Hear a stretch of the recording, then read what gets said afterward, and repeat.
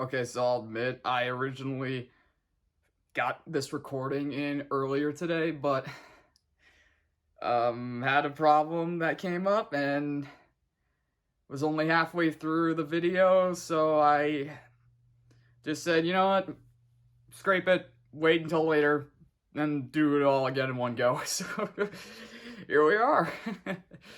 So how's everyone doing today, guys? My name's C Codes, and this is The Bad Batch, episode 9, Bounty Lost. And I'll admit, when I hear the word bounty lost, I just can't stop thinking of the movie Once Upon a Time in Hollywood, because in that movie, there's a show they kept talking about called Bounty Law, and so just continuously replaying in my head that line over and over again. So, but in this episode, it makes sense because, well, let's talk about it. So one thing I really liked about this episode is the main focus is on Omega and her escape from Cad Bane, because, you know, up to this point, you know, it's mainly, every episode mainly focuses on the team, you know, the Bad Batch. And Omega has had her moments, you know, she's had her moments because she's with the team. So this episode, it's really her episode, just her escaping Cad Bane and eventually another bounty hunter. But I'm glad we got to see her as the main focus of the episode, or at least part of the main focus, because you got her attempting to escape, and then you also have Cad Bane dealing with another bounty hunter, Fennec, who shows up out of nowhere, seemingly out of nowhere, I should say, but as we find out by the end of the episode, she had some help with tracking down Omega. So, yeah. But pretty much in terms of the Bad Batch, they show up in... Yeah, they have a few scenes in the episode, but they're just, you know, they're off to the side because they have to find Omega, and that kind of makes sense in terms of how they do this episode. I originally thought it was going to be multiple episodes that they would have to get Omega, because the way they left the last episode off, it's like, it really felt like a big thing that they lost her, and just... And I mean, yeah, it would make sense if they lost her. That would be a big thing. But I felt like the second half of the season would be trying to get her back and like learning more about her. And then when they reunited, all that. Not that I'm saying that's what I was wanting. I just thought that's where they were going with it. But I guess that's just subverting expectations. But yeah, okay.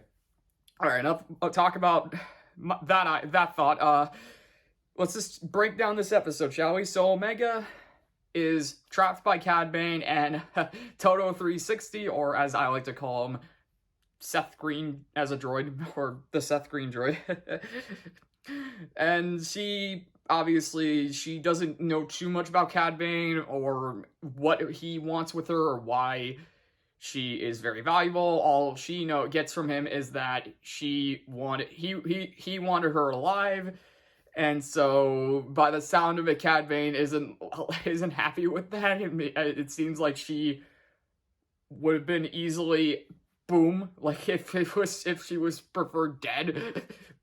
But I guess that's just Cad Bane being the classic gunslinging bounty hunter he is from the Clone Wars series, and man, does he remind me how much I missed him.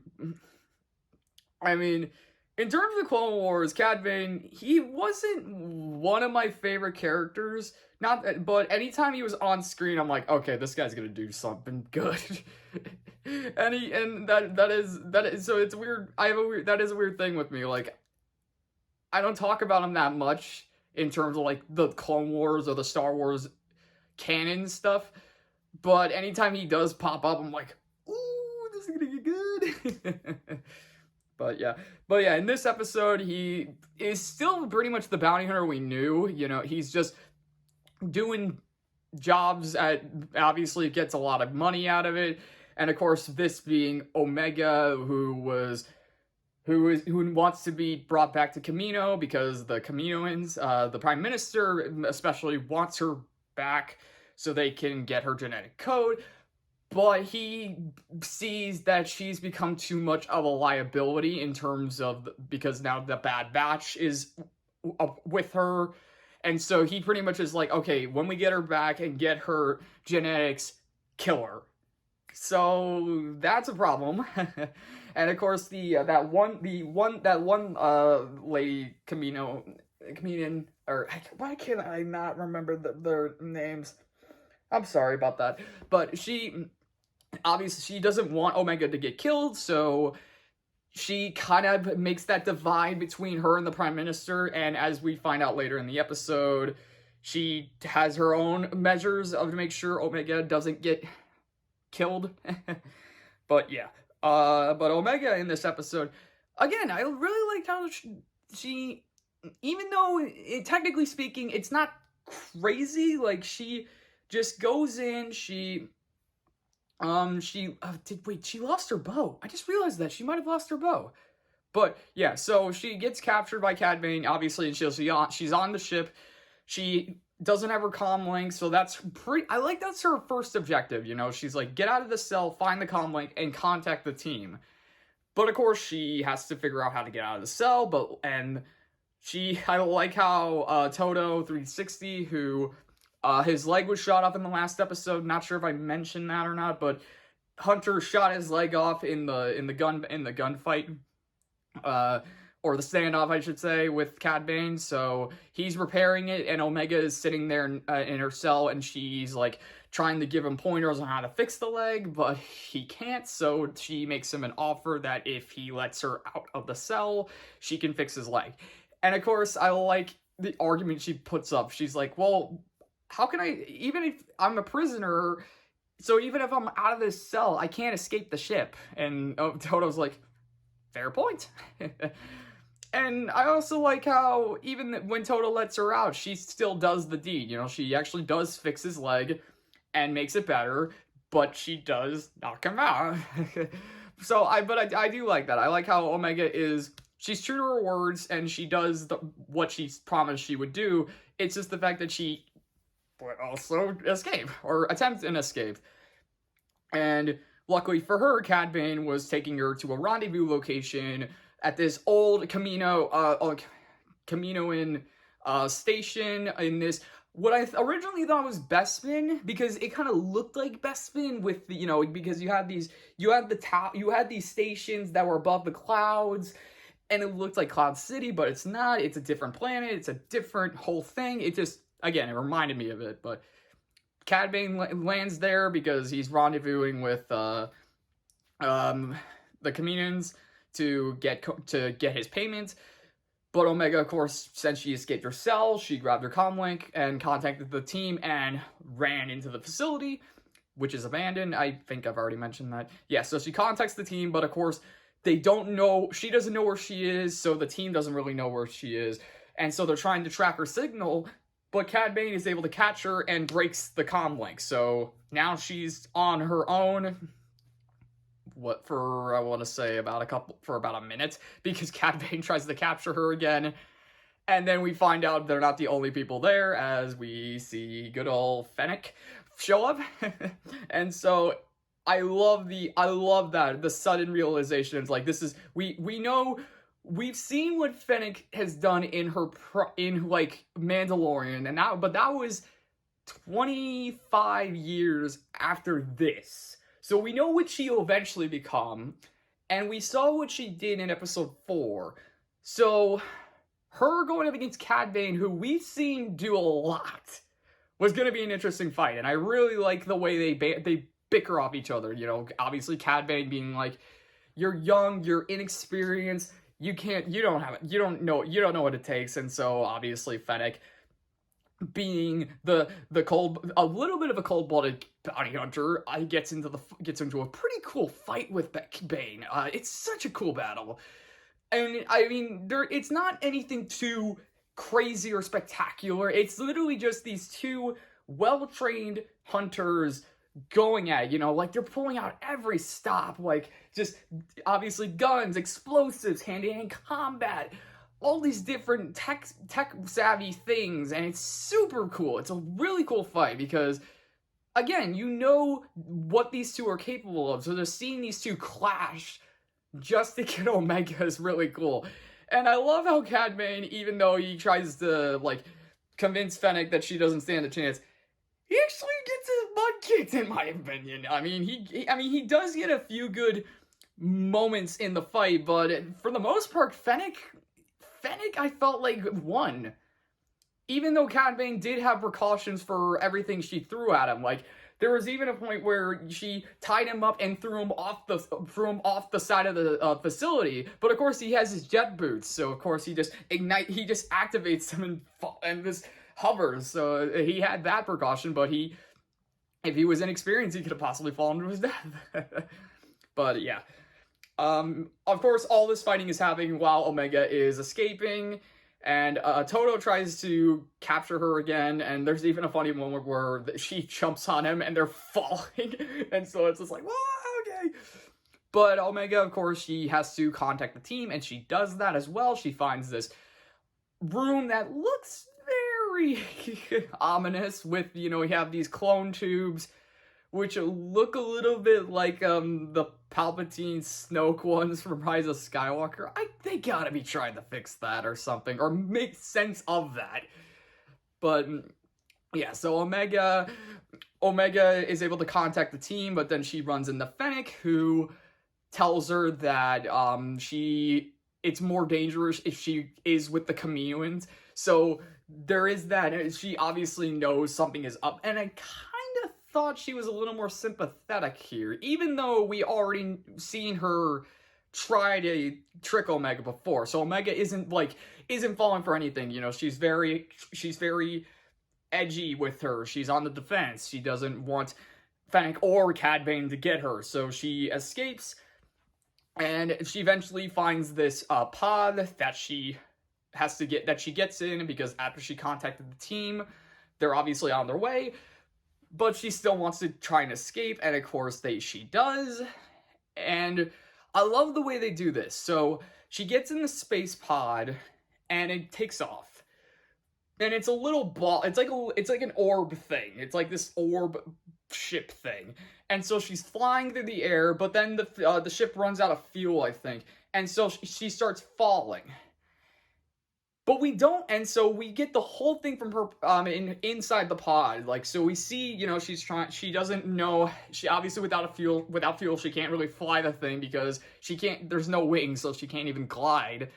So she's sitting there, she's scared, and all of a sudden you hear you hear something catch it. You hear something, the ship be attached to something. And then you have the door open up, and you're like, who is it going to be? And then it's Wrecker. You know, Wrecker pokes his head down, and he's like saying, Omega. I like that, because and you know, it's a suspenseful moment, because you don't know whether or not it's them or Cad Bane or Fennec. And I know that sounds very standard, boring stuff. I mean, you could have easily had it where the team, you know, you have the team, the Bad Batch's ship fly in, and you see the pod, and you have that very intense moment where it's like, can you catch her? What was the argument? And that.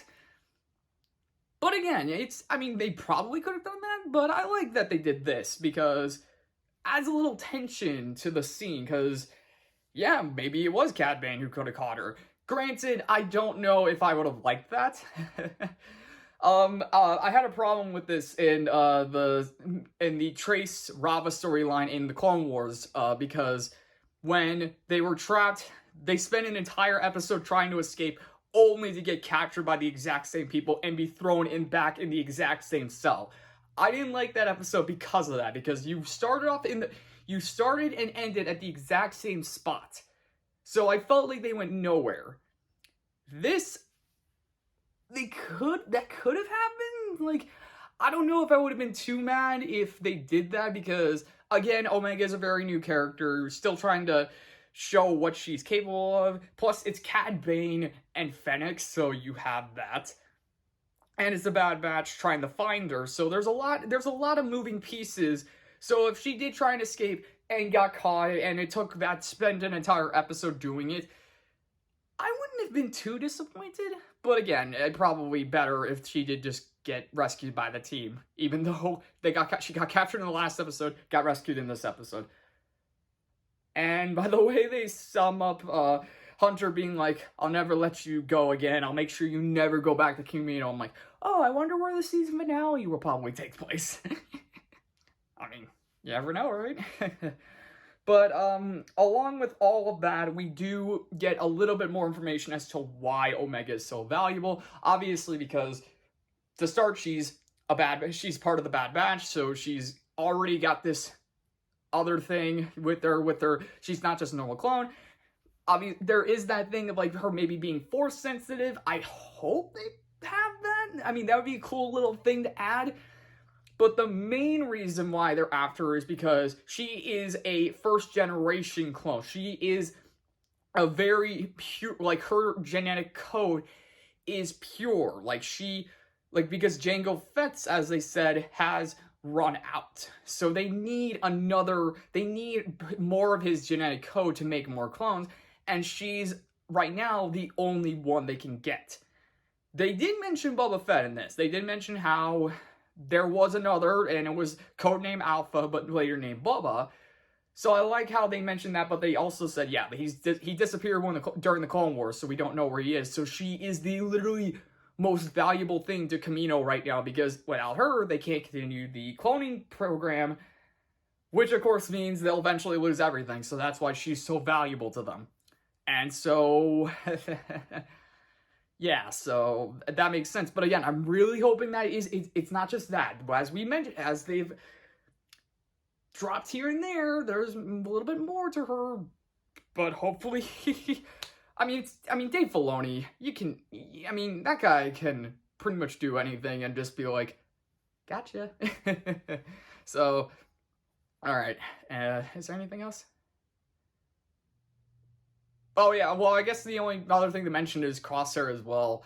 He only showed up at the beginning when he was chasing the Bad Batch, which was the opening sequence. That guy is crazy now. I think he's just lost it. I mean, mainly because you have his entire face pretty much patched up except that one eye. It just looked so creepy when he was chasing them. He's just like, yeah. Alright, yeah, that's everything I got, so hope you guys enjoyed that, but I'm excited. I'm excited to see where we go from here. I'm hoping we get a lot, but you never know. And also, because this happened yesterday, I want to thank everyone for 2,000 subscribers. I did not expect to go from 1,000 to 2,000 in less than a week, but here we are. So thank you everyone for that, and hope you guys enjoyed the video. If you liked it, leave a like. If you want to leave a comment, leave a comment. If you want to subscribe, subscribe. You don't have to. I'm just saying. And with all that said, we shall see you in the next video.